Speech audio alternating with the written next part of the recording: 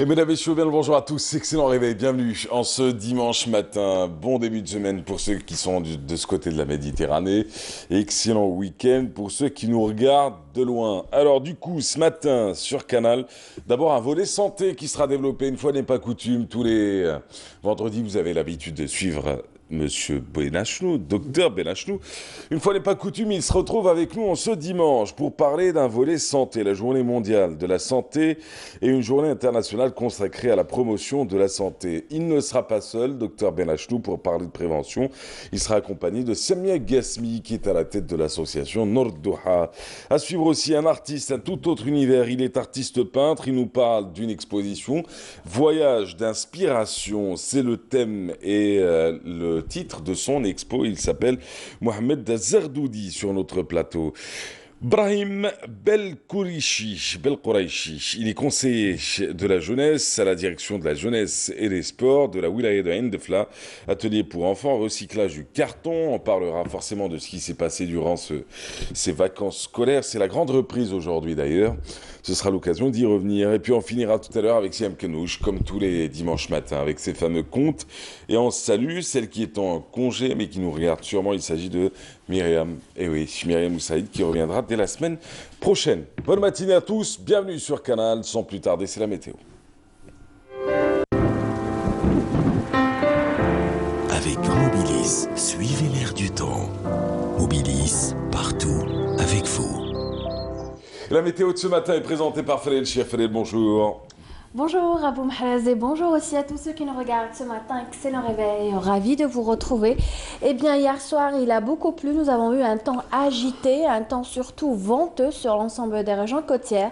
Ça va continuer encore aujourd'hui. La couverture nuageuse sera bien épaisse sur la partie nord. On attend des pluies sous forme d'orage, des vents assez forts atteignant parfois les 60 km/h, des vents généralement de nord-ouest près des côtes ouest, des vents d'ouest à nord-ouest près des côtes centre et est atteignant les 50 km/h. Météo Algérie prévoit des averses de pluie sous forme d'orage, accompagnées parfois de chutes de grêle à l'intérieur est, et la tendance sera à l'amélioration au fil des heures. L'amélioration est prévue à partir de l'après-midi. Sur la partie sud, on attend des nuages assez nombreux au nord Sahara jusqu'au sud des Oasis, avec possibilité là aussi de quelques faibles pluies.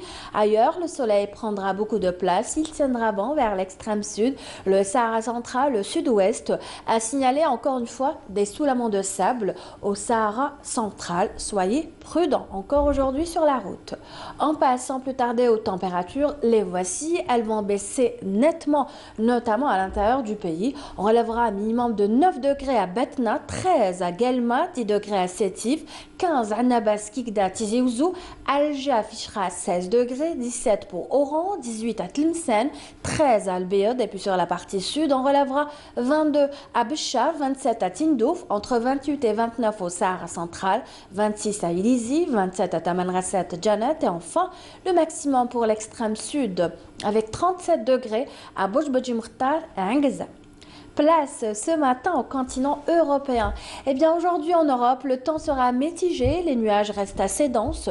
On relèvera un temps généralement couvert à Berne, pluvieux aussi à Marseille, Bordeaux, Madrid, Lisbonne. Le soleil s'imposera largement à Copenhague, Berlin, Budapest, Bucarest jusqu'à Athènes. Côté température, 11 degrés sous la pluie à Varsovie, 13 à Prague, 9 à Berne, 15 pour Paris, Londres, Bordeaux, 11 à Dublin, 9 degrés à Madrid, 17 à Lisbonne et enfin 18 sous un ciel voilé à Athènes. Aujourd'hui, le soleil se couchera à 19h12. Les nouvelles du ciel continuent sur le site les 3 www.meteoalgerie.dz.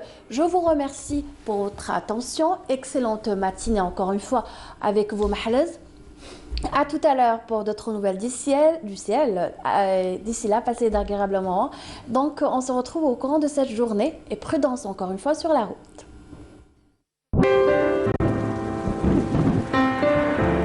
Avec Mobilis, suivez l'air du temps. Mobilis, partout, avec vous. Voilà, encore des vents, encore un peu de pluie durant cet après-midi. Oui, oui, tout à Ouais. fait. Et l'amélioration est prévue. Nous avons eu une nuit agitée, Mahrez. Ouais, avec beaucoup de vent d'ailleurs. Exactement. Merci Fréhel, et on la retrouvera forcément à midi aujourd'hui, juste après le journal. Allez, quant à nous, un peu de musique avec Ayoub Mjed, et puis on se retrouve juste après.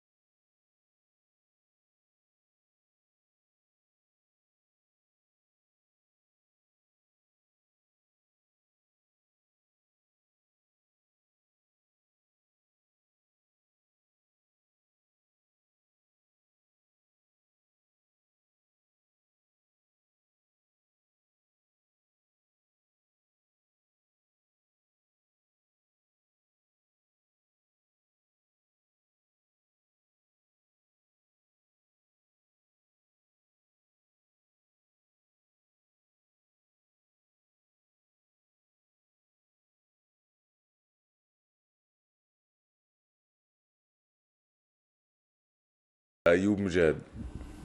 Ouais, il est bien. Il est Mjahid, bien. c'est le fils de Allah yarhamou, qui était un bon copain, Allah Ouais. yarhamou. Et Momo. Momo. Momo.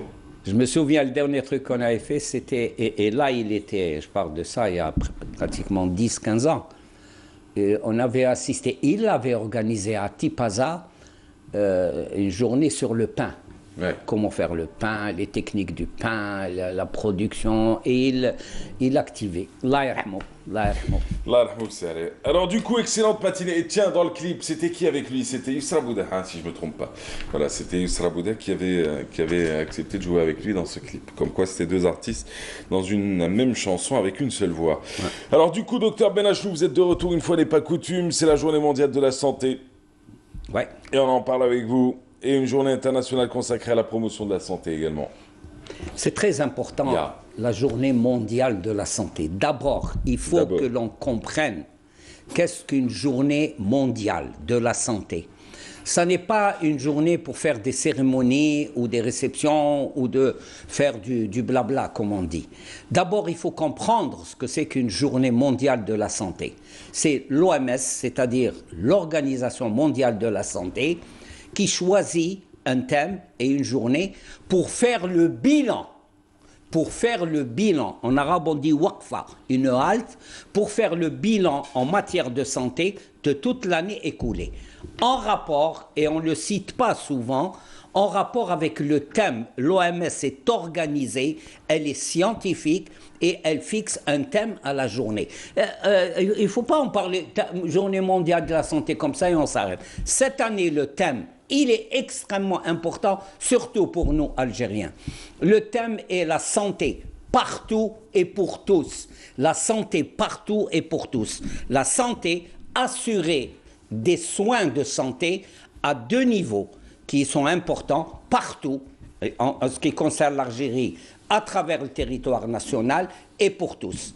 Ce que je dis, certains prennent mal ou mettent sur le côté affectif ou je ne sais quoi, le fait que je dise que notre système de santé, les premières années de l'indépendance, c'est pas de la nostalgie, j'en parle en tant que professionnel, les premières années de la santé ont eu à faire face partout en Algérie et pour tous les Algériens à une situation de santé créée léguée par le colonialisme qui est très important, qui était une situation sanitaire catastrophique. Et maintenant, quand on parle de tuberculose, on se dit, tuberculose, on entend parler. Non, c'était catastrophique. Les gens mouraient par fournée à cause. Et parce que les médecins de l'époque, qui n'avaient pas les millions ou les milliards de dollars dont on jouit aujourd'hui, ils sont arrivés à juguler, à effacer ce qu'on appelle la tuberculose. Ce qu'on appelle maintenant, on est en train de s'ébrouer, la mortalité materno-infantile. C'était catastrophique. Les grossesses étaient une catastrophe. Des femmes mouraient. Elles perdaient leurs enfants. Troisièmement, il y avait toutes les rues d'Algérie, les grandes villes ou bien les villages ou autres, on avait plein de gens qui marchaient avec des béquilles et c'était la polio. On a assuré partout et pour tous, d'accord, Mahrez, 2 secondes. Ah oui, non, parce que là vous nous faites un discours digne des plus grands démagogues que j'ai croisés dans ma vie à la télévision. Et arrêtez. C'est des faits. Vous parlez de quoi? Vous parlez d'il y a 50 ans? Je vais venir, laissez-moi venir. Vous parlez d'il y a 50 ans? Non, laissez-moi venir. D'il y a 40 ans? À partir des années 80, on a été comme Ulysse, détourné par des voies vers je ne sais quoi. Docteur Benachou, j'ai 34 ans, je n'ai jamais été dans un hôpital qui pouvait dignement porter le nom d'hôpital ici en Algérie. Mais comprenez ce que je dis. Vous savez ce que disait mon père? Je vous souhaite de ne jamais tomber malade. Mon père était directeur de la santé et de la population pendant de longues années. Que je salue, qui était un collègue. Il disait clairement en tant que professionnel de la santé qui se battait contre l'ensemble des personnes qui bloquaient l'ensemble des programmes qui étaient proposés entre 97 et 2013, qu'il ne fallait surtout pas tomber malade en Algérie et qu'il ne fallait surtout pas être pauvre dans un pays comme le nôtre. En matière de santé, vous me faites l'apologie d'un système de santé qui n'existe pas, qui n'existe plus. Mahrez, en matière de santé, vous avez cité des dates, laissez-moi terminer. À partir des années 80, on a été des gens, hélas, on ne pouvait rien faire parce qu'ils étaient installés, des gens ont mis le paquet sur l'hospitalocentrisme. Ils ont évacué toutes les unités sanitaires de base, polycliniques et autres. Ils ont pratiquement étouffé pour mettre le paquet sur l'hôpital. Pourquoi l'hôpital? L'hôpital, c'était des marchés de machines. C'était des marchés de consommation de médicaments. Et la pire des situations qui a détruit notre système de santé, c'est la formation. Et il faut connaître l'histoire de la santé, de l'indépendance jusqu'à maintenant. Pas pour faire l'apologie. Mais pourquoi maintenant quand quelqu'un vous en avez fait l'apologie. Vous avez parlé, je vous ai laissé pendant plusieurs minutes, vous avez regardé la caméra et vous avez dit à des millions de personnes, ou peut-être même à des centaines de personnes, je dirais pas, qui nous regardent, le système de santé, il est comme ça, il est comme ça, il est comme ça. Vous parlez d'une époque, cette époque-là... que les moins de 20 ans ne peuvent pas connaître. Cette époque-là, elle n'est pas connue, elle n'a pas été vécue par des millions de gens qui aujourd'hui sont dans la rue, docteur Benachnou, parce que vous avez une population, bien que l'ONS ne nous ait jamais donné les vrais chiffres, le vrai recensement depuis de longues années, mais la moitié de votre population n'a pas connu toutes ces périodes dont vous parlez, et la moitié de votre population ne veut plus savoir ce qui s'est passé dans le passé, elle veut savoir ce qu'elle peut vivre aujourd'hui. Ce qu'elle peut vivre maintenant, aujourd'hui. Parce que vous faites l'apologie d'un système de santé qui n'existe plus. Ne vous laissez pas. Vous n'avez plus les mêmes médecins, vous n'avez plus les mêmes professeurs, vous n'avez plus les mêmes dirigeants, et vous n'avez plus les mêmes politiques. Que vous le vouliez ou pas, docteur Benachnou. Oui, parce que là, il faut se retrousser les manches et appliquer. Là, l'OMS, elle existe et elle suit. Il y a des archives, il y a des politiques. C'est cette année, la santé pour tout et pour tous. OK, on oublie tout. La santé pour tout et pour tous, partout. Mais je vous aime bien. Oui, moi aussi. Moi non plus. Non, c'est important. Ouais. Je crois qu'il est temps, et je le dis, et on m'a dit pourquoi tu... Le problème maintenant, c'est de revenir à des fondamentaux. Par exemple, moi, pour cette année 2019, il faut prendre, en matière de politique de santé, il ne faut pas s'exciter à dire combien de médicaments, on va avoir les machines les plus modernes, on va avoir... Et continuer dans la réforme des études médicales. Ça n'est pas aux hospitalo-universitaires de former les gens pour pouvoir. Ils ne les forment que pour la formation et l'activité dans un hôpital. Alors, celle qui va nous rejoindre, c'est Samia Ghasmi dans quelques instants. Alors, vous êtes dans la prévention, vous êtes dans l'information, vous diffusez de l'information, vous diffusez de la connaissance et du savoir. C'est très, très bien. Vous rencontrez beaucoup de professionnels de la santé et c'est très, très bien là aussi. Cela étant, il y a ceux aussi qui sont sur le terrain, mais d'une autre manière, en tant que société civile. Samia Ghasmi, bonjour. Ma grande amie, ma grande sœur et ma grande collègue. Elle n'était pas très d'accord avec vous dans votre apologie de l'époque 60-60. Quoique, docteur Benachnou, je vais vous dire quelque chose de sincère. Ouais. Mais je suis complètement d'accord avec vous sur 62, sur 72, sur 82. Jusqu'à 80, non 80. Voilà, je vous ai fait 10 ans. Je vous ai fait par 10 ans, par décennie. Maintenant, après, vous m'excuserez, mais il n'est plus l'heure de faire le bilan d'un passé lointain, il est l'heure de faire un bilan d'un présent que l'on vit. Madame Ghasmi. 2 secondes, Madame Ghasmi, 2 secondes. Je n'ai jamais été d'accord avec ce qui se faisait et ça m'a, je le dis pour la première fois, ça m'a attiré des inimitiés, ça m'a attiré les foudres de certains fonctionnaires du ministère de la Santé. J'ai été révolté quand un fonctionnaire, un administratif, parle au nom d'un chef de service au sujet d'une maladie, alors que lui n'est pas médecin. C'est comme moi, maintenant, on va me dire, donnez-moi votre avis sur la plomberie ou je ne sais quoi. Mais ils étaient puissants, ils arrivaient à écarter les gens. Pardon, madame. Et d'ailleurs, cette expérience-là, celle de ceux qui sont aussi sur le terrain, on va en parler. On va en parler. Madame Ghasmi, alors, docteur Benachnou nous parlait il y a quelques instants. Bon, le sujet principal, on ne va pas l'oublier, c'est la journée mondiale de la santé. Santé partout et pour tous. Et la thématique, c'est santé partout et pour tous. Vous en pensez quoi? Vous voulez d'abord réagir peut-être sur ce qu'il disait tout à l'heure? C'est évident. Hein. D'accord. Tout d'abord, bonjour. Votre ami n'est plus votre ami le temps d'un passage. Non, là, je suis plus votre ami. Hein. Le temps d'un passage télé. On y va, bien sûr, on y va. Pas mon ami de cœur, mon ami professionnellement parlant. Si, de cœur aussi. Je sais que vous avez beaucoup d'amitié envers madame. Merci pour l'invitation de cette journée, enfin, qui est mondiale. À l'occasion de cette journée. Mondiale de la santé. Alors, qu'est-ce qu'on peut parler, docteur Benachnou, votre avis? La santé partout et pour tous. Oui, mais moi, je parle de mon pays d'abord. Oui. Ouais, voilà. On en est où? Bon, l'Algérie fait partie de l'OMS, hein? Mais croyez-moi, j'ai assisté. J'ai assisté avec l'OMS à l'étranger. Et puis on a eu une rencontre aussi, ça fait une dizaine d'années, les gens de l'OMS qui sont venus sur Alger. Et c'était au ministère de la Santé. Toujours. Bref. Moi, je parle sur le cancer.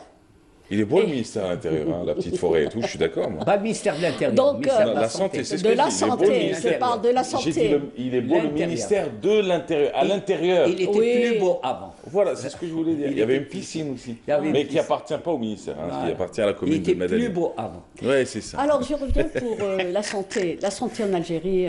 Vous allez recevoir un appel de Yahya Guido. On est loin encore. Oui. Quelles sont les difficultés que vous rencontrez, vous? Quand vous voyez une thématique comme celle-ci, santé pour tous et partout, c'est une thématique mondiale, on en est où sur la question? En Algérie, il n'y a pas partout. Ça, c'est la première des choses. Moi qui suis très souvent dans l'extrême sud, aux frontières de nos voisins, croyez-moi, c'est la catastrophe. Ouais. Imaginez-vous, docteur Benachnou, je reçois une malade qui vient du Niger, qui traverse tout le sud de l'Algérie pour atterrir jusqu'à Aoulef, comme on l'a dit la dernière fois. Regarde, on me l'envoie à l'association qu'on a reçue avec un cancer très avancé du sein. Je ne suis pas du ministère ou de l'organisation. Non, mais on parle. On discute, docteur Benachnou. Non, on est là pour dire la vérité. Vous avez juste fait l'erreur de nous faire l'apologie d'un passé lointain qu'on n'a pas connu. C'est pas l'apologie, c'est la réalité. Madame, en médecine... Laissez-moi terminer, s'il vous plaît. Madame, en médecine, il y a une science qui s'appelle l'épidémiologie. Oui, je crois que c'est à la mode maintenant de parler des zones les plus reculées. L'épidémiologie, le risque de maladie... Les zones reculées, dans la capitale, il n'y a pas de souci. Il y a des gros soucis. Laissez-moi terminer ma phrase. Les zones les plus reculées, l'épidémiologie, c'est l'endroit où il y a le risque de plus de maladies. La concentration des habitants, là aussi c'est une erreur. C'est les grandes métropoles, c'est Alger, c'est Badjara, c'est Bilkour, c'est Oran, c'est tout ça. Docteur Benachnou, elle vous répond à la thématique que vous avez non pas créée, parce que c'est celle de l'OMS, mais elle vous dit santé pour tous et partout, ce n'est pas le cas. C'est pas le cas, c'est la catastrophe. C'est votre idée. Non, mais moi j'ai assisté, docteur Benachnou. Je découvre, on va pour le diagnostic précoce. S'il vous plaît, on va pour le diagnostic précoce. Très bien. À Aoulef, un appareil de mammographie qui est bien installé et qui n'a pas l'essentiel, ni radiologue, ni manipulateur, ni cassette pour ces dames qui sont dans des zones reculées, à 2000, 3000 kilomètres. C'est l'Algérie.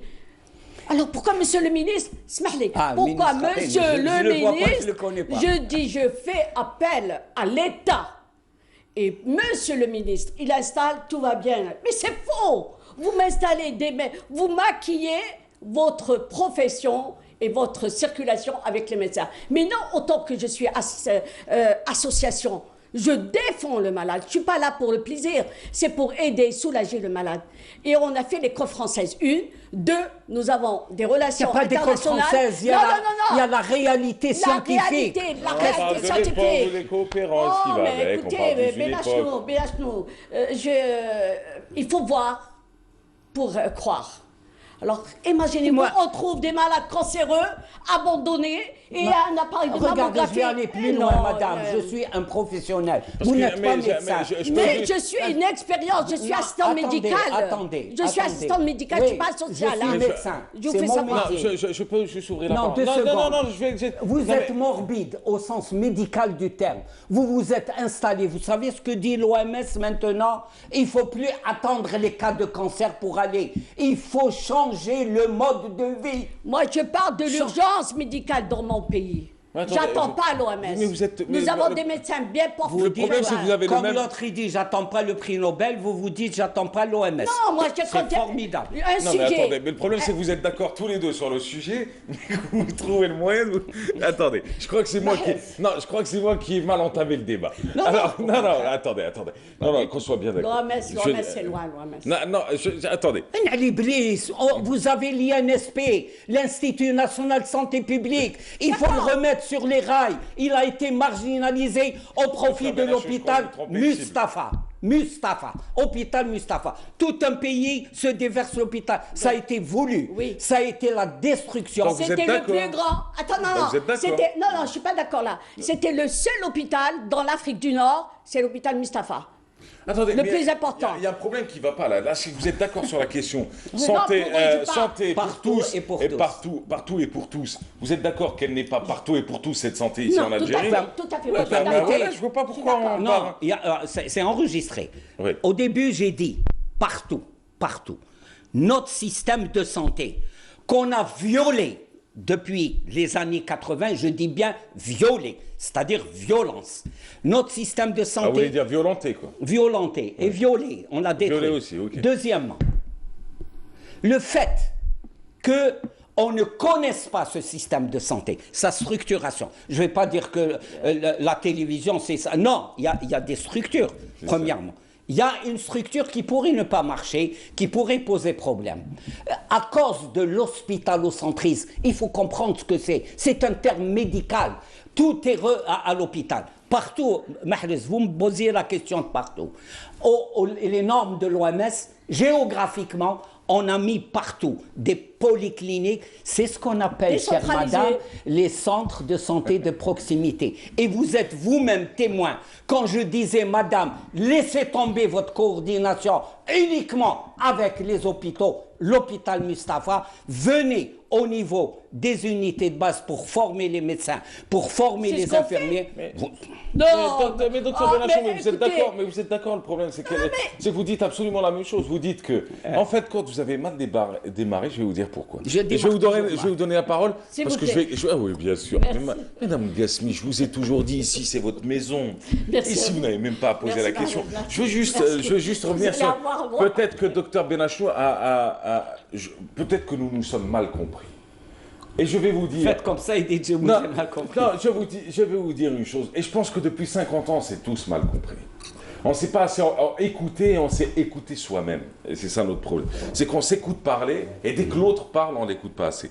Et je pense que ça a été mon défaut au début. C'est-à-dire que vous parliez, en fin de compte, de la structuration du système de santé, comment il a existé de 62 à une certaine époque. 80. Moi, je vous ai coupé la parole en disant, ne nous faites plus l'apologie, et le peuple aujourd'hui ne veut plus savoir ce qui s'est passé avant, il veut savoir ce qu'il peut faire aujourd'hui. Parce que la maladie, elle est actuelle. On ne va pas soigner un cas de 1983, on va soigner un cas de 2019. Vous avez à ce jour des cas de choléra, vous êtes empêtré dans des cas de rougeole. Non, pas vous, je parle des cas de rougeole. On n'a pas résolu ce problème alors qu'on en a fait de grands progrès. Moi, je parle du cancer. Hein. Vous parlez du cancer. Eh bien, moi, je parle de santé publique. D'accord, mais on répond. De santé publique. Madame Gassi, vous allez lui répondre. Il est comme ça, c'est le début de semaine.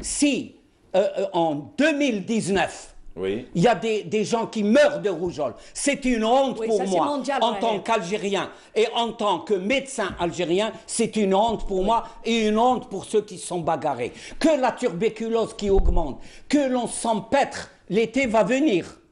Dans les maladies on aura de choléra. Hein, mais je le sais, parce qu'on n'a pas varié. Parce qu'on n'a pas réglé le problème. On n'a même pas montré du bout.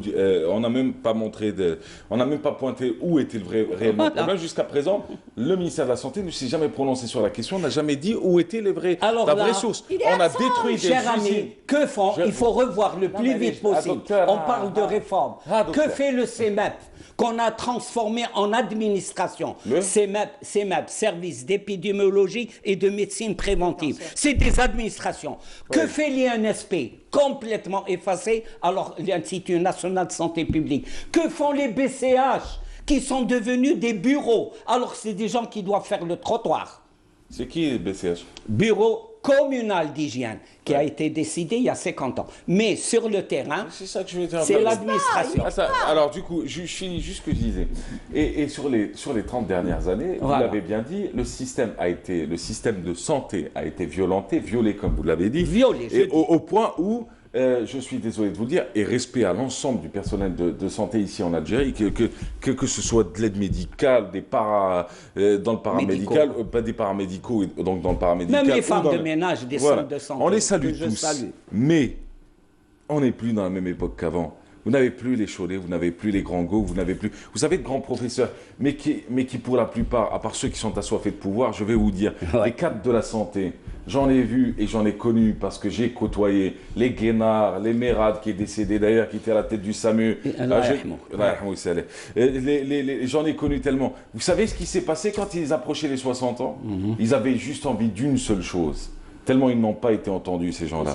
C'était de partir, c'était de quitter, c'était de déposer leur demande en retraite et de ne plus être l'esclave d'un système de ministre de la Santé qui ont détruit le secteur. Je ferme la parenthèse. Monsieur Rabia. Non, on n'en parle pas. On n'en parle pas. Docteur Benachou, respectez-moi, n'en parlons pas. Je parle du DSP. Docteur Benachou, respectez-moi, n'en parlons pas. Cette histoire de maternité, où maintenant c'est la grosse pagaille, on a des histoires vous savez que je ne pourrais graves. pas vous répondre là-dessus. Non, c'est des faits. Vous n'êtes pas à répondre. Je peux répondre. Les accouchements, Bien que vous les me suivis dites, de grossesse. je ne suis pas médecin, je suis assistante médicale de profession d'Aïssa. Bienvenue dans la famille. Mes études à l'hôpital des Saint-Louis, et je suis fière de le dire. Mais je peux reprendre le malade et de dire... Non, il n'a pas été dédaigneux là-dessus. Il vous a dit juste, nous avons des cancers que vous ne connaissez pas et vous connaissez d'autres choses. Maintenant, je vous laisse nous parler un peu de la santé sur le terrain. Alors, la santé sur le terrain. Concernant le cancer. Pourquoi pas autre? Et vous êtes président de la société. Mais je m'en fous, je peux intervenir, qu'il y a d'autres cas. Alors là, c'est la citoyenne. Sincèrement, vous êtes en train de faire mon dimanche, moi. Moi, ce dimanche, il est excellent. Très bien. Sérieusement, je vais vous dire. Alors, vous êtes animé de la même passion. Vous avez les mêmes missions. Oui. Vous êtes passionné par un seul but. Diffuser du savoir, de la connaissance et surtout apporter pas de la délivrance, mais du bien-être pour ceux qui sont qui souffrent. C'est la définition de la santé. Oui, et alors c'est très bien. Alors on va rester cool. Laissez-moi être méchant et vous soyez ceux qui vont prendre et vous encaissez les coups. Alors le cancer. Oui. Le cancer en Algérie, c'est vraiment affreux, c'est catastrophique. Peut-on soigner un cancer à Djelfa? Ben non. Parce que je reçois des malades de Djelfa qui viennent se soigner ici, qui sont hébergés chez moi. Peut-on soigner un cancer à Mascara? Non plus, mais il y a tout dépend des cancers. Prendre en charge, soigner, c'est-à-dire nous avons des médecins qui sont cancérologues de l'association. Ils sont membres scientifiques de l'association. Et c'est avec eux qu'on oriente nos malades quand ils arrivent, on les appelle, on les oriente vers les services spécialisés. Voilà ce qu'il voulait dire Mahez. C'est ça. Par contre, là, si vous parlez de Mascara, moi je connais un service d'hématologie qu'on vient de rencontrer le professeur Mahelhel.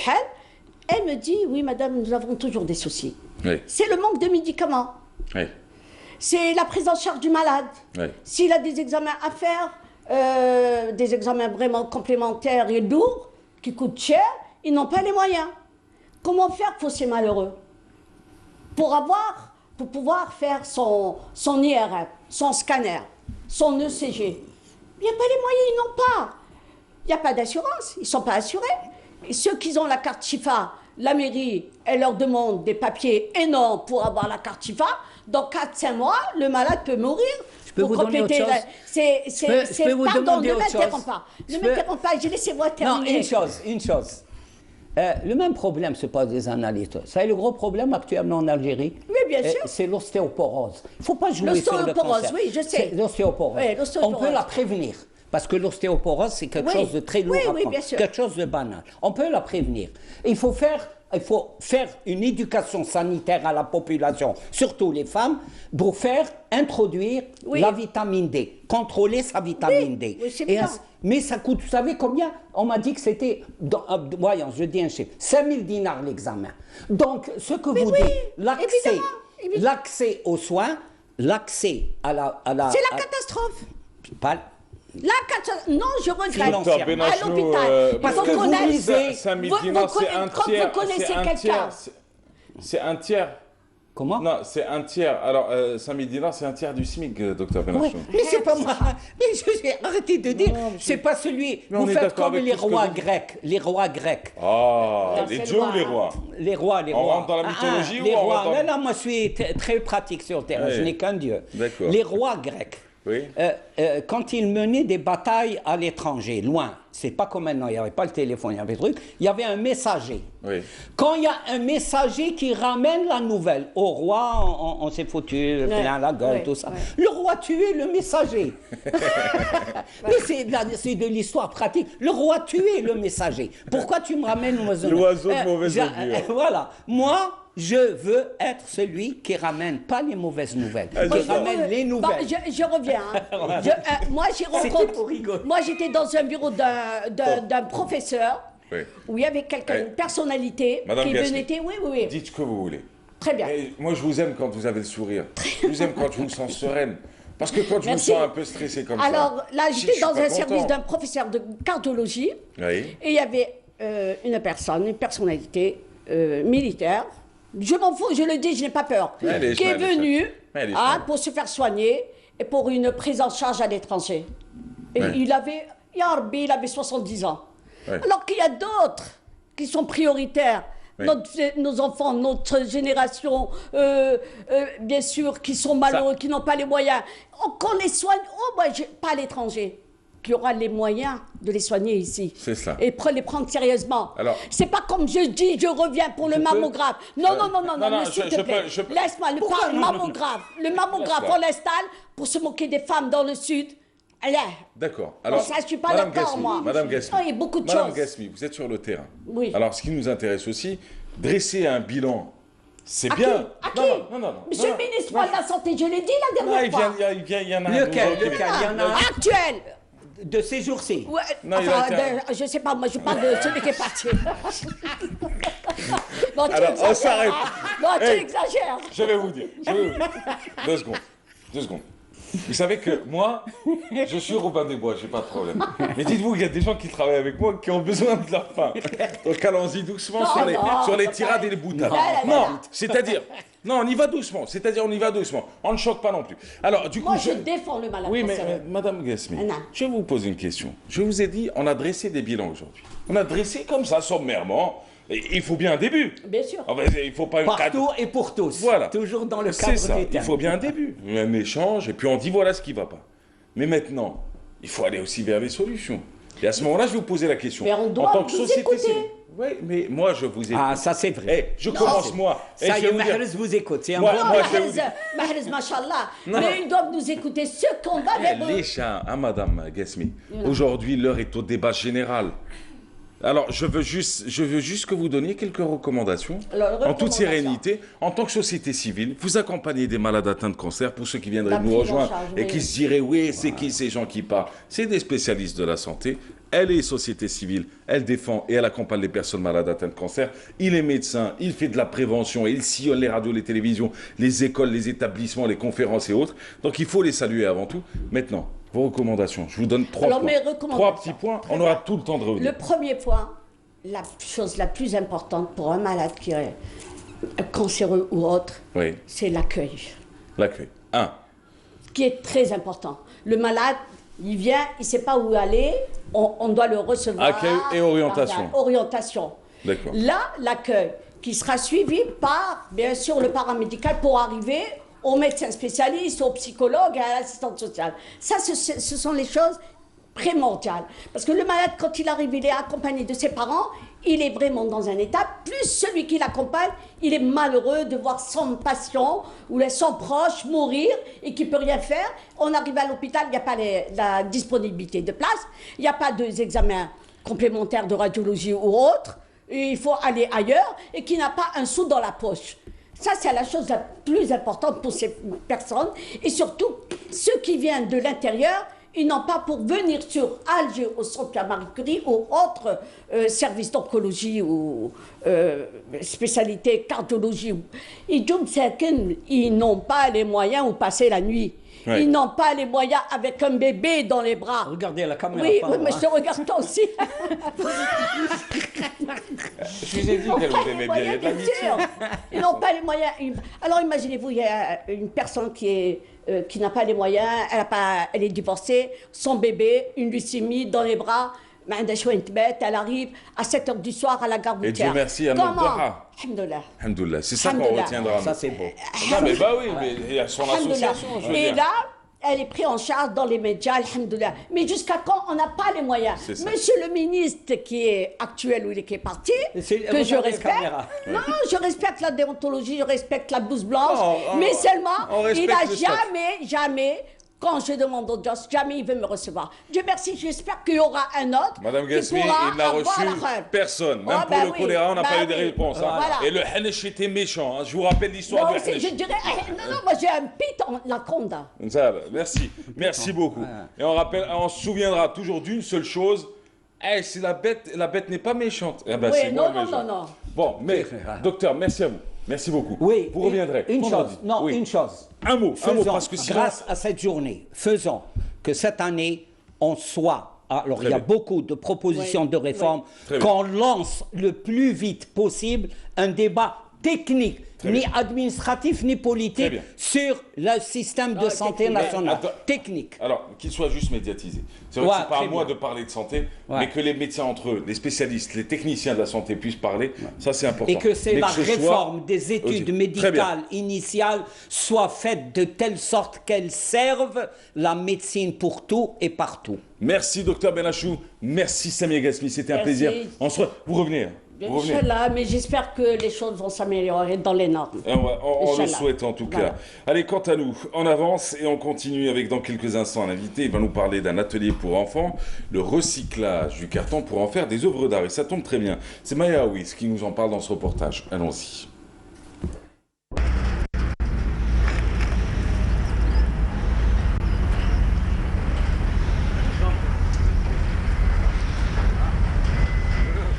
C'est à Zazga et à quelques kilomètres du chef-lieu de la wilaya de Tizi Ouzou que nous avons rencontré Maya Aous, une femme dynamique et ambitieuse qui a décidé de créer une unité de récupération et de revalorisation des déchets. Deuxième vie d'une bouteille, agréée par le ministère de l'Environnement.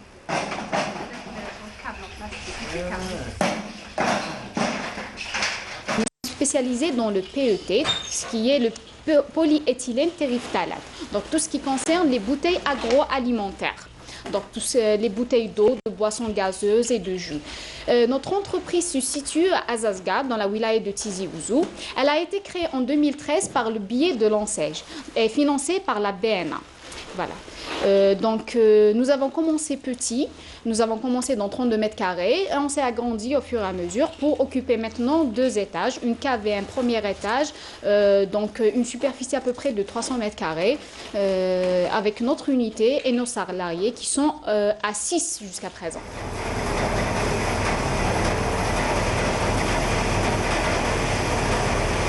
Le but est la création d'une déchetterie afin de revaloriser le maximum de matière.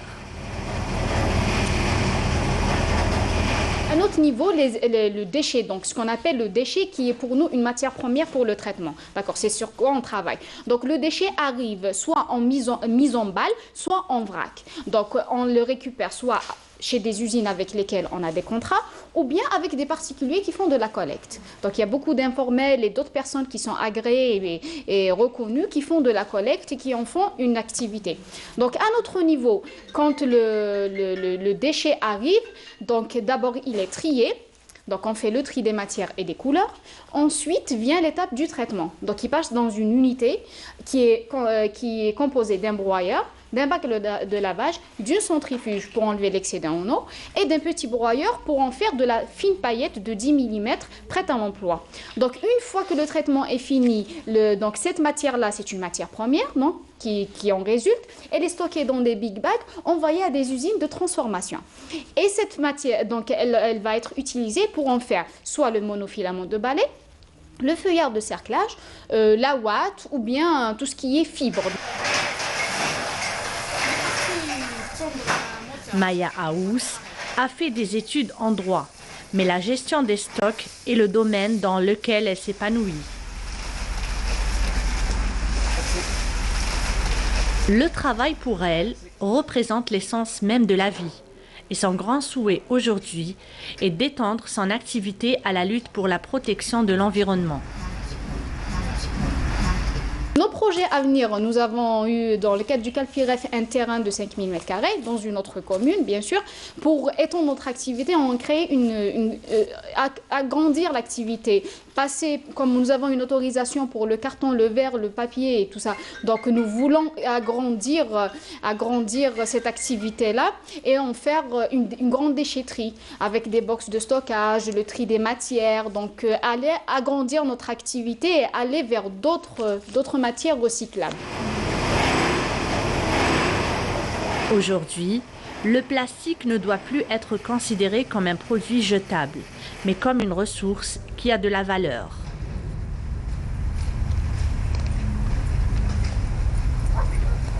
Voilà, c'était donc le portrait de la jeune Maya Aous plutôt. Elle est à la tête d'un atelier, d'une unité de récupération et de revalorisation des déchets. Et ça se passe à Azazga. Celle qui a réalisé ce portrait, c'est Fariel Hamdi. Et on revient à cet atelier organisé durant ses vacances, et depuis quelques années déjà d'ailleurs, à l'occasion donc des vacances scolaires, pour le recyclage du carton. Pour en parler avec nous, Brahim Belkourichi, bonjour. Bonjour. Bienvenue à vous. Alors vous êtes conseiller de la jeunesse à la direction de la jeunesse et des sports de la wilaya de Ain Defla, et vous êtes aussi animateur de ces fameux ateliers. Vous travaillez sur le carton. Alors d'abord, on va commencer par ça. C'est quand que vous avez commencé la première fois à travailler sur le carton? Bonjour téléspectateurs, bonjour à vous. J'ai commencé en 2015-2016. C'était à partir de YouTube. Ouais. J'ai essayé de voir une technique qui s'appelle de pliage du papier qui s'appelle origami. Oui. Une technique chinoise. Et à partir de là que j'ai découvert le travail du pliage du papier. Alors j'ai commencé à travailler. J'ai réalisé en premier temps un avion des années 40. Ouais. Et là j'ai découvert que j'avais, c'est-à-dire des capacités dans ce domaine. Alors je me suis lancé. Vous avez commencé par un avion des années 40, des années 40. Pas des années 30, pas des années 50. Ouais. Un avion des années 40. Non, monsieur, j'aime la précision, j'aime beaucoup la précision. Et donc du coup, c'est à partir de là que vous vous êtes dit, tiens, j'aime ça. Voilà. Je fais ça. J'ai découvert que j'avais un don. Oui, c'est bien ça. Hein. Alors j'ai commencé à travailler quelques objets comme des tours et des animaux. Et puis actuellement, je me suis spécialisé en particulier les lampes traditionnelles, c'est-à-dire le fawanis. Ah oui, oui. C'est quoi le fawanis? C'est des lampes traditionnelles. Ah, les lampes traditionnelles, on va les voir d'ailleurs. Samir, bonjour, voilà, merci. Voilà, c'est Samir qui va vous montrer dans quelques instants c'est quoi les lampes traditionnelles, c'est les fawaris en question. Vous avez même fait une de chevaux. De quelle année? Parce que vous êtes précis dans les années...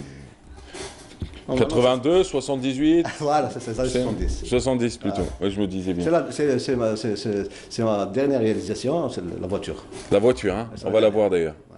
Alors ça, c'est le Fawaris, hein. Voilà. Et la voiture, la voici. Voilà. La Dodoche. La Dodoche de Belkourichi. Voilà. Alors, vous travaillez, quel est votre job, quel est votre rôle à la direction de la jeunesse et des sports de Ain Defla?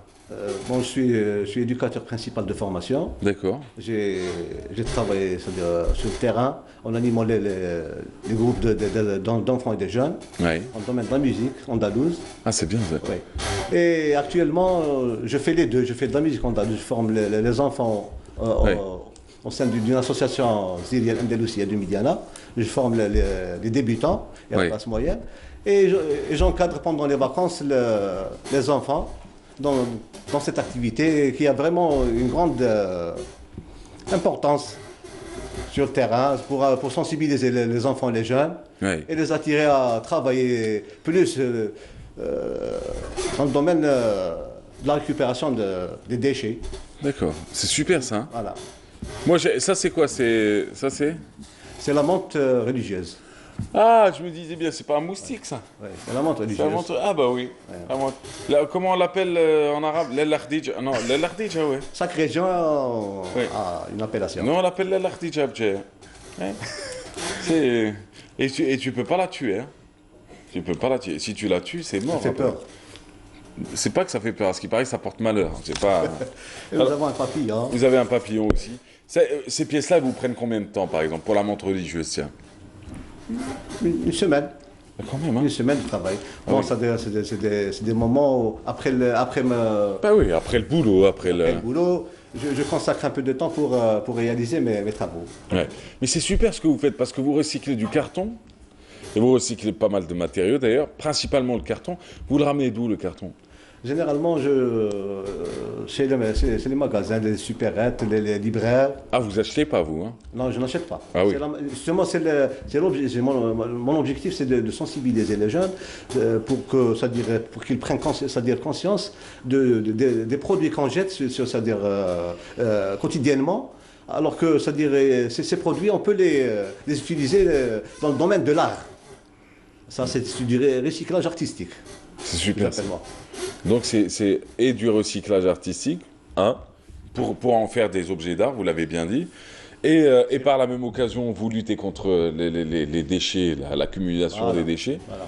Et puis c'est excellent. Comment réagissent les enfants quand vous animez un atelier de Ils recyclage? sont très motivés et très heureux après. Ils aiment ça? Ils aiment beaucoup. C'est-à-dire surtout après une séance de travail, après qu'ils réalisent, c'est-à-dire un objet ou un insecte, c'est-à-dire ils sont très heureux. Oui. Alors ils veulent apprendre plus pour occuper leur temps libre. Alors, mais comment ça se passe exactement? Vous faites des ateliers que pendant les vacances ou est-ce que vous en faites aussi en dehors? Non, même en dehors des vacances, je travaille. Vous travaillez? Je participe aux expositions à travers les wilayas. J'ai participé en 2017 au Salon international de recyclage à la foire, à Safex. Oui. Et la même année, j'ai participé à un salon international de recyclage à Oran, Oui. au centre des conventions d'Oran. Et Oui. dernièrement, j'ai participé à l'Alma, Sétif, Oui. au profit, c'est-à-dire toujours au profit des jeunes, Boumerdes. Oui. Et je continue. Mais à ils ont travailler. quel âge les jeunes Généralement, c'est les enfants et les adolescents. Les adolescents aussi, ils aiment ça? Oui, ils aiment ça, oui. Oui. J'ai deux adolescents qui travaillent avec moi, c'est-à-dire qui se déplacent avec moi Oui. pour les expositions. Ils sont très motivés. Alors, déjà, ils apprennent avec moi. Oui. Et à travers les expositions, ils découvrent d'autres activités Bah dans oui. le domaine de l'environnement. C'est bien ça. La prochaine expo, c'est pour quand? J'attends des invitations. Vous attendez les invitations? J'attends. Mais c'est quoi? Vous avez un réseau social, une page Facebook où vous exposez tout? J'ai une page Facebook. Qui s'appelle? Bon, C'est votre nom? je porte mon nom. C'est Brahim Belkourichi. Voilà. Et on retrouve toutes les créations. Voilà. Chaque fois que je réalise un nouveau objet, je le publie sur. Alors, la page. commentez, cette photo, c'était où? C'était à l'Alma. À l'Alma. C'était une expo ou un atelier aussi pour les jeunes? J'ai fait une exposition et un atelier pour des enfants d'une crèche. Ah, c'est bien Et ça. on a réalisé un petit hélicoptère de guerre. Pour les enfants de la Avec crèche. Les enfants, ils étaient très motivés, très heureux. La crèche, hein? Une crèche, des enfants de la crèche, oui. Ils ont quel âge? Moins de 6 ans? Moins de 5 ans, moins de 5 ans. Moins de 5 ans. Ouais. C'est quand même, hein? Ouais. C'est bien. Alors, du coup, on a vu une autre image, c'est l'ensemble de vos objets d'ailleurs. C'est pas... Non, j'ai ramené un peu. Vous avez ramené quelques échantillons, quelques quoi. échantillons, voilà. C'est très bien ça. Pour montrer. À ce qui paraît, vous nous avez contacté via YouTube d'ailleurs. Alors, du coup, Voilà. ouais, Facebook. Facebook, ouais. Facebook. Vous avez regardé l'émission, vous vous êtes dit, tiens, ce serait bien que je parle un peu de ça. Et c'est bien parce que vous parlez de villes qui ont eu la chance de vous recevoir, Ah oui. de vous accueillir pour pouvoir exposer tout ça et pour parler de C'est- recyclage. Et puis, de l'autre côté, bah, si ce passage dans cette émission permettra à des écoles, à des crèches, à des lycées, à des collèges À de des vous contacter associations, ou à des pour gens. former des jeunes pour faire connaître cette Ça serait activité. super. Vous avez déjà fait un job à Alger ou jamais? À Alger, vous avez Alger déjà... Oui. J'ai exposé. Vous avez J'ai exposé. à Tixraïn, à l'Institut de formation des cadres de la jeunesse. D'accord. Ouais. Ah bah oui, c'est juste à l'entrée de Tirsalim. Voilà. Vous avez exposé là-bas? Oui. Et les gens adorent. Hein. Ah oui. Tout le monde veut Même vous les prendre... adultes, hein. Même les adultes. Même les adultes, oui. Ouais, mais tout le monde veut vous prendre votre 2 chevaux, votre papillon, vos trucs et tout. Quoi? Mais que deviennent les objets après? Bon, les objets, actuellement, rarement que Vous les vendez? veulent acheter, mais moi, actuellement, je veux, c'est-à-dire élargir mon Votre exposition. collection? Ma collection, voilà.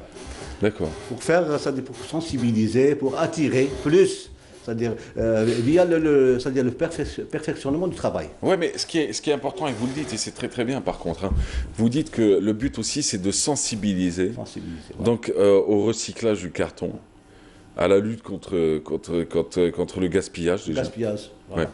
Parce que ça, c'est rien, vous le dites, hein, vous ramassez dans les supérettes, dans les... Les matériaux de travail, tu as le ciseau, tu as le pistolet. Ciseaux, pistolet pour le silicone. Ah, c'est du silicone, ça, hein, c'est pas de la colle. Oui, c'est du silicone pour coller rapidement. C'est mieux que la colle. C'est mieux, oui. Ouais. Ah.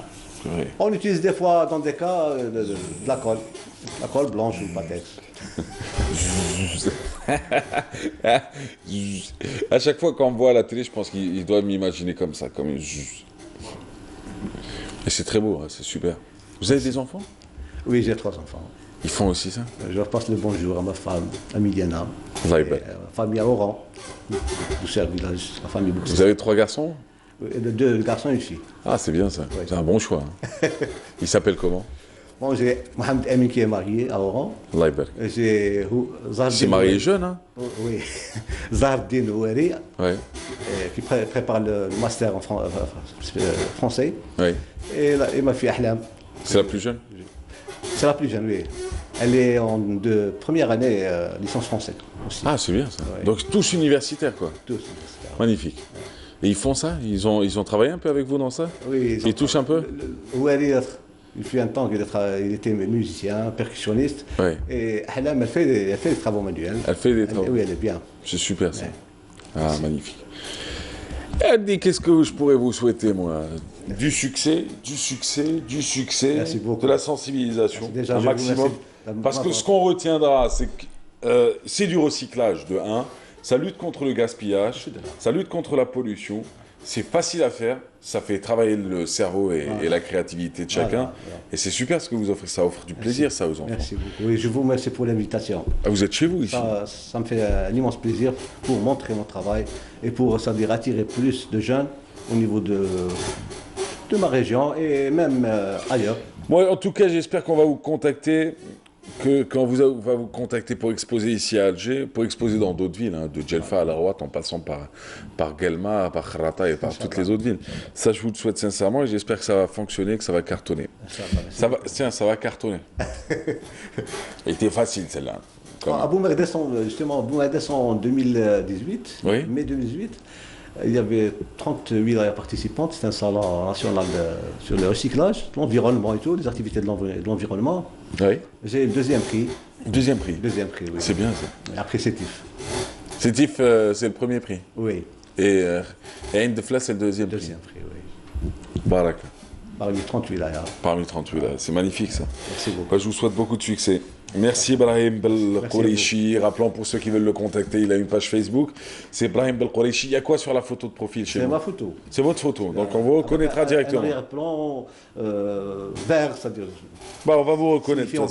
Si c'est votre photo, on va vous reconnaître. En tout cas, c'était un plaisir et un honneur de vous recevoir ce matin. Merci. Allez, camarades, dans quelques instants, tiens, on va me dire ce qui va se passer d'ailleurs. Ah bah oui. Dans quelques instants, surtout, ce qui est à retenir, c'est que nous aurons Mohamed Zerdoudi. Il est artiste peintre. Il va nous parler d'une exposition intitulée Voyage d'inspiration. Mais juste avant, c'est Radiaboul Mahalim qui nous propose un portrait du sculpteur Mustapha Boussetta. Allons-y.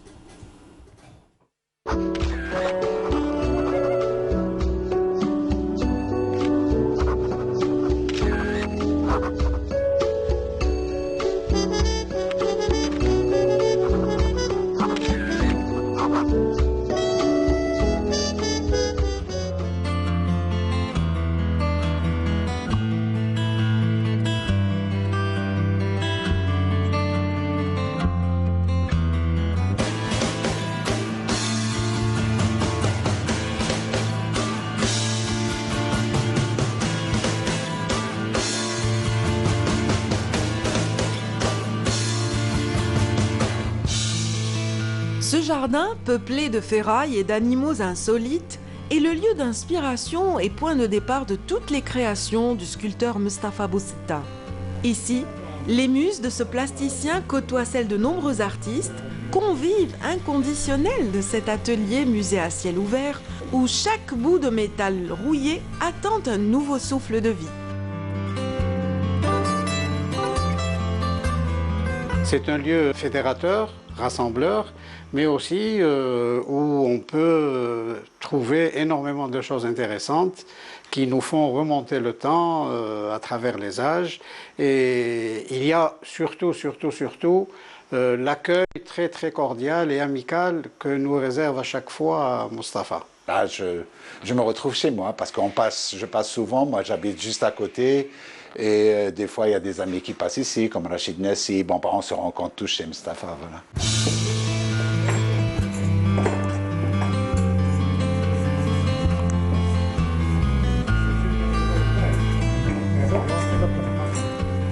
La sculpture, c'est un des aspects de la richesse intérieure de Mustapha parce que avant qu'il ne s'adonne à la sculpture et à la réalisation de ces animaux immenses, gigantesques, et il a toujours aimé ce qui est ancien, ce qui est patiné, ce qui est travaillé par le temps.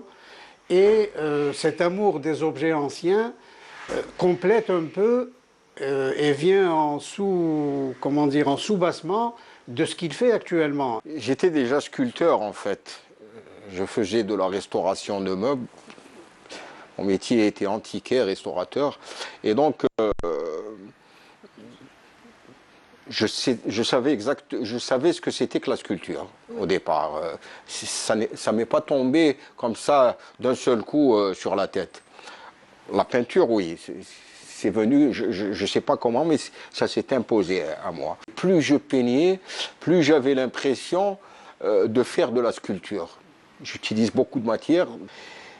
Et je me suis dit, il faut que je le fasse, c'est pas possible, je ne vais pas garder ça en moi, comme ça devait sortir.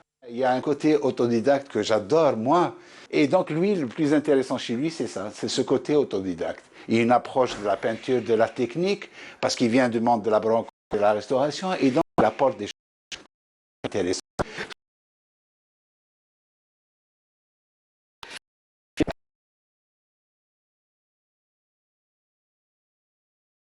Même pas qu'un jour.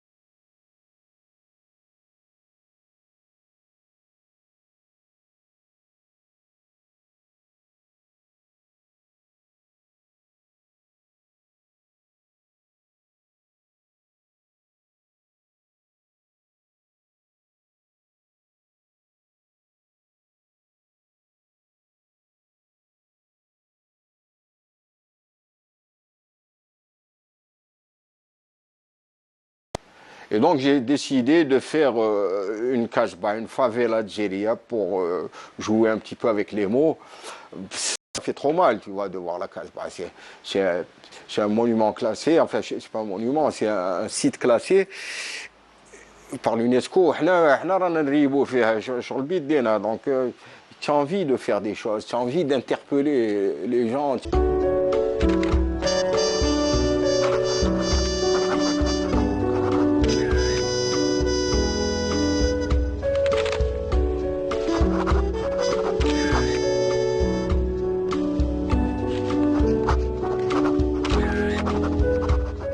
Mustapha, c'est un passionné. Il fait des choses impossibles qui n'ont aucune visibilité plus tard, ni aucune chance d'être, parce que nous sommes dans un pays où déjà acheter une œuvre, une toile, c'est un problème. Alors acheter des sculptures comme il fait Mustapha, c'est impensable déjà. Les musées ici n'achètent pas ce genre d'œuvre, ils n'achètent rien d'ailleurs. Donc le pauvre, c'est un vrai passionné qui fait ça par amour, tout simplement. Et voilà, il fonce comme un taureau, il fait ce qu'il a envie de faire, il le fait, et à un certain moment, il va se trouver avec des problèmes de stockage, parce qu'il faut mettre ça, il faut les cacher quelque part. Donc, il les a un peu partout, mais bon, il continue à le faire. C'est un passionné, c'est un fou, voilà. Quand un artiste, quand un collègue, quand un copain, il vient, il te fait ça. Et il a tout dit, tu n'as pas besoin de discours, il a tout dit. Les yeux, ça ment jamais. Je ne fais pas ça pour quelques intimes. J'aimerais que tout le monde voit ça. Ça, c'est vivant. Regarde comment ça résonne. Ça a un son, tu vois. Ça te parle, ça te... Voilà, bien sûr. Je connais ما يحبش يشوف حوايج هكذا مشهورين. Je sais pas, شمانة ولا في صحة شهادة ولا في قاع الصور تحط هاد الحوتة في قاع الصور هكذا الحواتين يشوفوا الدنيا كامل يجوا يسطروا ليه هكذا واش هاد الحية هذه بيان سور شكون ما يحبش هاد الشيء quel est l'artiste qui rêve pas de ces choses là.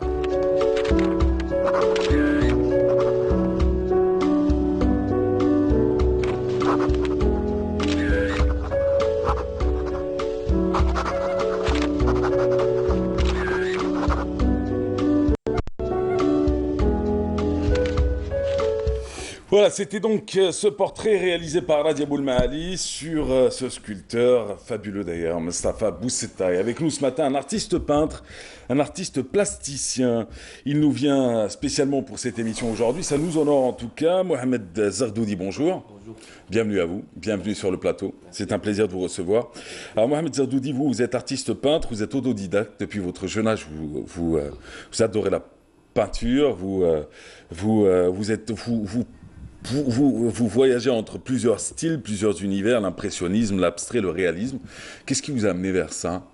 Qu'est-ce qui vous a poussé à aller plus loin, au-delà de la passion, d'en faire un quotidien, d'en faire un mode de vie, un mode de réflexion? Je pense que j'ai un but et je vais l'atteindre. Oui.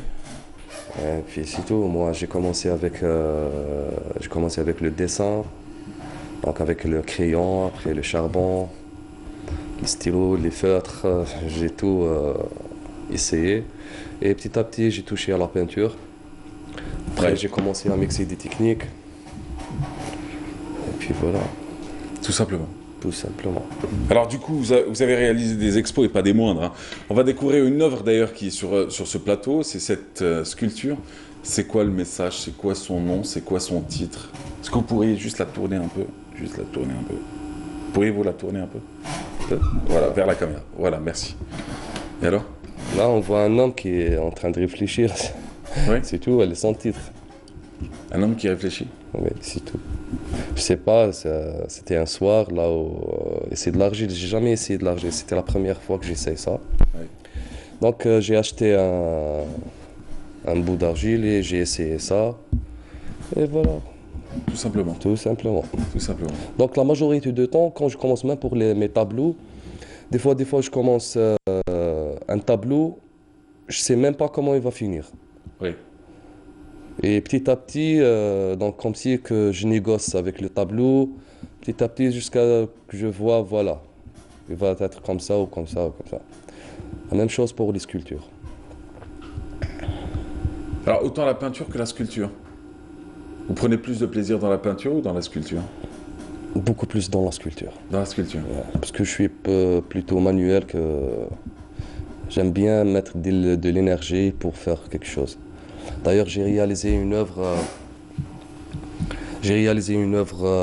une statue qui fait 2 mètres, qui pèse à peu près 500 kilos, je pense. Ouais. Une statue de Moudjahid. Je sais pas si j'ai ramené les photos ou pas. Je sais pas. On va voir en tout cas quelques-unes de vos œuvres. Hein. On va les découvrir. Votre plus belle expo, c'était où exactement? Elle est en ce moment à Sofitel. Elle est au Sofitel, Oui. vous l'avez intitulée. C'est ma deuxième expo d'ailleurs. Vous l'avez intitulée Voyage d'inspiration. Oui. Oui. En fait, c'est le visiteur qui va voyager dans mon inspiration. Ouais. Voilà, parce qu'il y a plusieurs thèmes, plusieurs couleurs, plusieurs messages, plusieurs sujets. Il y a à peu près 33 tableaux en tout, entre géants et des petits tableaux. Elle a débuté le 6 avril, donc hier. Non, elle a débuté le 4 avril. Le vernissage était hier. Ah, le vernissage était hier. Elle se poursuit jusqu'à quand? Jusqu'à 4 de mois prochain. Jusqu'au 4 mai prochain. Qu'est-ce qui vous inspire le plus? Moi, personnellement, c'est le grand monsieur Essiakham. Essiakham. Ouais. J'aime bien son travail. Et puis, il y a même monsieur Kahlan qui m'inspire un peu aussi. Ouais. Ça doit être beau, ça. Alors, votre expo, tiens, on va en parler. Combien d'œuvres exposées à l'occasion? Il y a 33 œuvres. 33 œuvres? 33. Sur les 33, peinture et sculpture? Non, il n'y a pas de la sculpture. Il n'y a pas de sculpture là. Aucune sculpture? Aucune. Pourtant, vous préférez la sculpture à la bon, peinture? il y a une sculpture d'un masque africain. Oui. Il y a une autre aussi, j'ai amené normalement, il y a une photo là. C'est de la récupération aussi du bois. Oui. C'est tout. Oui. Tout simplement. Tout simplement. Tout simplement. Donc j'essaie à chaque fois de toucher, à chaque fois de faire quelque chose de nouveau. Par exemple, il y a une sculpture. Oui. Il y avait un arbre chez nous et elle dérangeait les voisins. Alors ils m'ont dit de la couper. Oui. Eh bien, je l'ai coupé. Après, j'ai récupéré les trucs là du bois et j'ai fait quelque chose. Normalement, il y a la photo là. On va les voir en tout cas. On va faire défiler les photos. Vous êtes. Alors, vous commentez les photos d'ailleurs que l'on va voir tout de suite, si vous le permettez.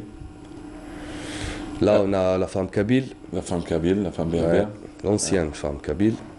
L'ancienne? Ouais. Elle a changé? Ouais, elle a changé. Maintenant, ils portent plus ça. Bon, il y a un retour aux sources quand même. Il y a un retour aux traditions.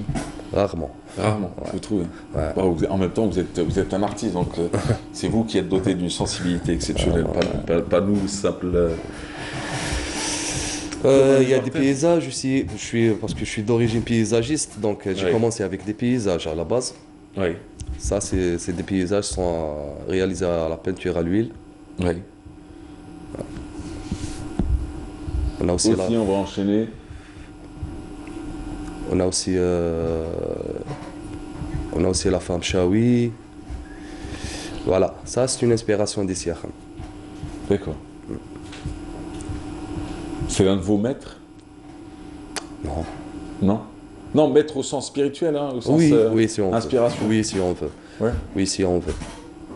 Ouais. Moi, j'aime tout ce qui est art là. Ouais. J'aime tous les artistes. Je m'inspire des fois. Tu vois, des fois vous voyez 2-3 artistes dans un seul tableau. Ouais. Et je donne aussi ma touche. Et vous donnez aussi votre touche. Vous avez tout à fait raison d'ailleurs. Et on va enchaîner si vous le permettez. Voilà. Alors ça c'est l'arbre que vous avez... C'est beau, hein? Ouais. Hommage à l'arbre coupé, parce que... la pauvre. C'est un visage, c'est ça? Ouais.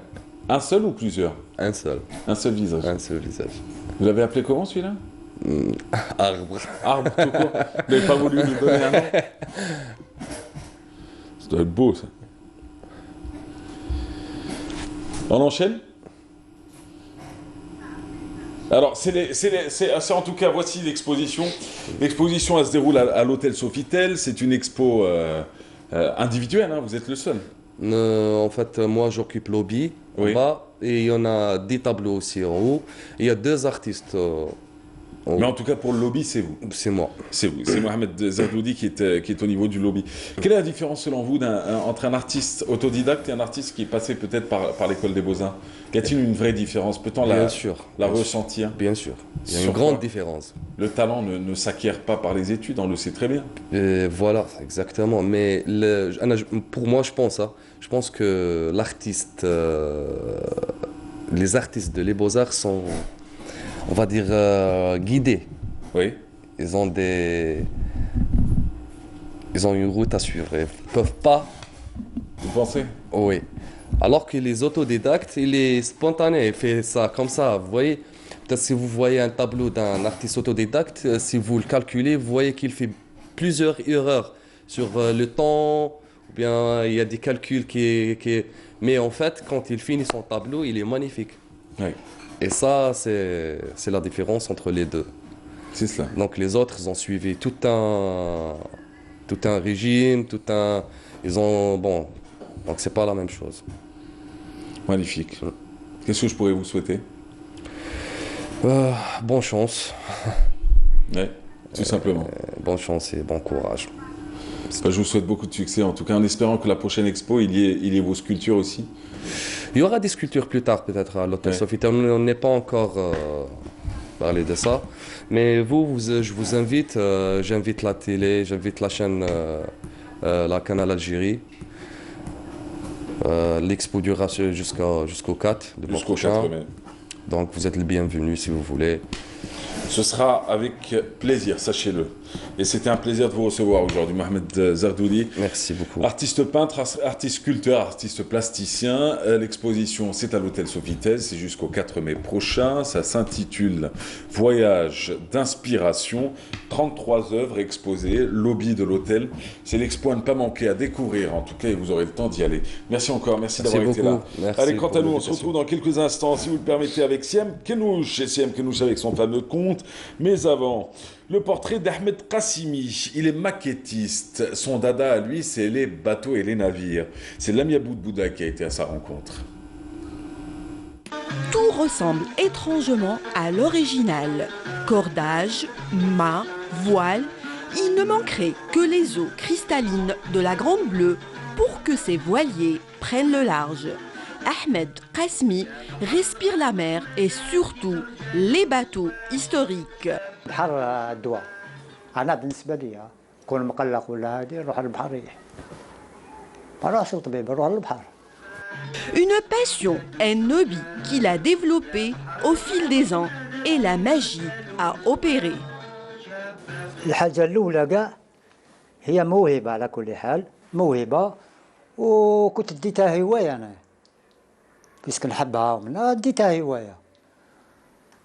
نخدمهم شويه كنت صغير بالكرتون كي تعرفي كيفاه هادي بهادي حتى وليت نخدم لي ماكات هكذا. Ahmed vit au rythme des détails. Une à une, il assemble les pièces de son voilier Haroun al-Rachid pour reconstituer ses modèles réduits au plus près des originaux. La première étape est de connaître un maximum de détails pour son modèle. Ahmed Qassimi à ses archives. أنا نجيبهم لي زارشي كامل داك نروح لقسنطينة نروح لعنابة نروح لي ميزيا ندخل بريزونتي روحي من هنايا يعاونوني يعطيولي كيما قسنطينة جبت كاع لي دوكيمون جبت تاع طارق بن زياد جبت تاع لي فينيسيان جبت نروح للميزي تاع الأثر القديم ثاني يعطيولي كتابات كان كتابات يعطيوهم لي. Le maquettiste fait lui-même le montage de ses modèles selon des techniques bien précises. Il patine le bois et teinte les voiles pour leur donner cet aspect vieilli pour plus d'authenticité. Un باطو كيكون كومبليكي وبلي ديتاي هذاك هو الشارم تاعي اللي نحب نخدمه ونحب نكسر راسي معاه. سيرتو في لي ديتاي انا نبازي بزاف على لي ديتاي. القماش هذايا انا نشريه سي نورمال نشريه بيض هكذا نعاود نتنتي انا نخدم لي تانت ناتيرال ما نخدمش هذوك تاع الصبيغه انا نجيب باغ اكزومبل خصو الرمان نجيب لاتاي نجيب النعناع نجيب هادو كاع نغليهم في الماء نسي ندير ليسي تاعي ندير هادي بهادي نديرو وحده فهمتي كيف واش يعطيني ما نتنتيش ديريكت نحكي مع مورسو نبدا نتنتي فيهم ننشرهم ونشوفهم اسكو هذا يخرج مع هذا يجي مع هذاك مع ديك الفتره. Deux de ces réalisations sont exposées au musée de l'armée, une birème et une galère. Mais qu'en est-il du Chebek, ce navire de guerre typiquement algérien? عندي زوج سفن في المتحف الجيش رياض الفتح. عندي لا بيرام الحضاره الفينيقيه 3-4 قرون قبل الميلاد. عندي تاع الدوله الموحدين 12-13 قرن هاي عندهم تام 60 غاليريا وفيهم قريب 2 متر. الشباك انا على حسب المعلومات اللي خديتهم انا هما السفن تاعنا كانت فلوكه بكري. الاصل هما كانوا فلوكه ستين فلوكيه كانوا يجيبوا بها السلعه يصيدوا بها تيرمو اللي كانوا يصيدوا بها ويجيبوا السلعه تشوفي هذيك العرام تاع الشبكه اللي كانت لداخل فهمتي كيف باعي سموها الشباك. Aujourd'hui, son rêve est de voir ces maquettes devenir des passeurs de mémoire. أنا والله نتمنى يكونوا هادو ما يكونوش عندي هنايا خاطر هنا إذا قعدوا هنا ما كاش يشوفهم فهمتي كيف. أنا ماذا بيا يكونوا في الفنادق الكبار باش ندعموا السياحة تاعنا. المتاحف كي تجينا ديليغاسيون من برا فهمتي كيف يشوفوا عندنا تاريخ كبير احنا تاريخنا يهضروا عليها وين تروحي يهضروا عليها عظيم فهمتي كيف. لازم نبينوا لهم الحضارة تاعنا والتاريخ ديالنا. Il est temps de laisser Ahmed Kasmi poursuivre ce passionnel travail des bateaux qui colportent de vieilles traditions, mais aussi qui racontent l'histoire d'un homme fabuleux. Voilà, l'histoire d'un homme fabuleux racontée par l'ami Aboud Bouddha. Bonjour madame, comment allez-vous? Ça va et vous? Bien, tranquille? Tranquille, oui. C'est beau. Alors, quoi de neuf? Bah, à part qu'il fait un petit peu froid aujourd'hui quand même. Ça va, bah, ça baigne. Ça baigne comment? Drôlement, mais bon. Ça veut dire quoi? Je m'inquiète. Ça veut dire quoi? Ça veut dire qu'il pleut. Ça veut dire que ça... Oui. Il pleut, il y a de la grêle en plus. Ouais. Ouais, il y a de la brêle. Alors du coup, tiens, avec vous ce matin, le fameux conte, on va le raconter. C'est lequel? Vous avez choisi quel thème? Alors j'ai choisi un petit conte qui en dit beaucoup. C'est en fait 2 hommes qui meurent le même jour. Un homme très riche, un riche commerçant, et un laboureur, et qui vont au ciel tous les 2. Alors, les portes s'ouvrent en premier à l'homme riche. L'homme est très très riche, il vient avec ses pompes et tout, les portes s'ouvrent, l'homme riche rentre, et puis là il y a une fanfare qui l'attend, il y a des anges qui l'enveloppent de beaux vêtements, d'ornements, etc. Et le laboureur est en train de regarder, etc. Bon, il se dit, il pose des questions, mais les portes se referment. Et le laboureur est toujours en train d'attendre. Bien après, les portes s'ouvrent pour le laboureur, justement. Et là, quand il rentre à l'intérieur, il attend qu'il y ait toujours cette fanfare, ces anges qui viennent, qui vont le faire habiller par de beaux vêtements, qui vont l'orner d'or, d'argent, etc.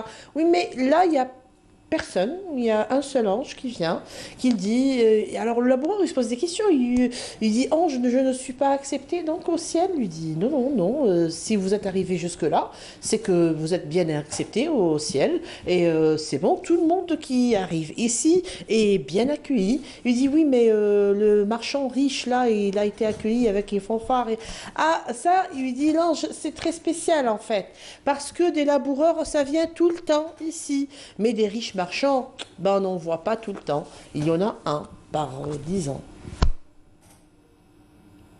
Ah, je ne m'accroche. C'est pas mal, hein?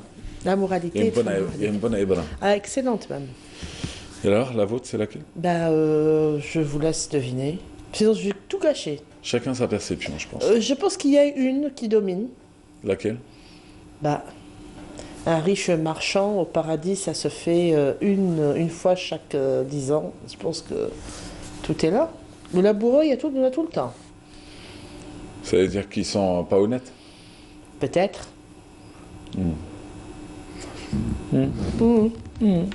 Pas mal, hein?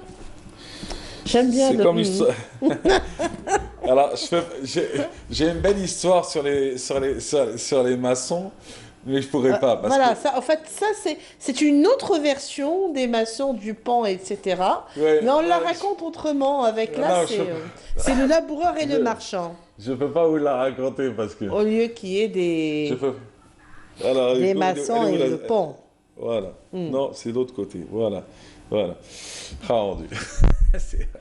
C'est pas mal. Mais bon, chacun, ça reste des histoires. Hein, Ça reste. Ah bah non, écoutez, moi je fais des contes. C'est ça. Ce ne sont que des contes, heureusement d'ailleurs. Je vous emmène à Tikjda. Par ce temps, non, je n'aimerais pas, mais bon, si on doit y aller, ben on y va. Allez, on y va. Un petit week-end à Tikjda, c'est toujours bien, je vous le dis. Allons-y. Le cœur des montagnes de Durdura a vibré au rythme des vacances du printemps, en accueillant de nombreuses familles.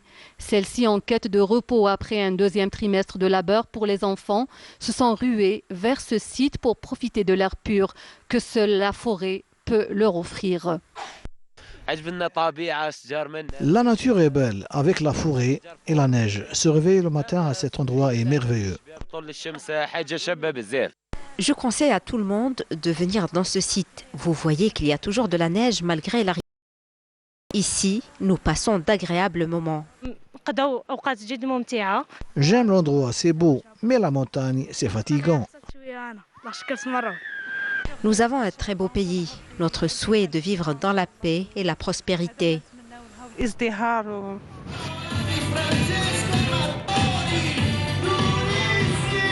À Tikjda, l'ambiance bat son plein en cette période de l'année. Des soirées artistiques sont au rendez-vous.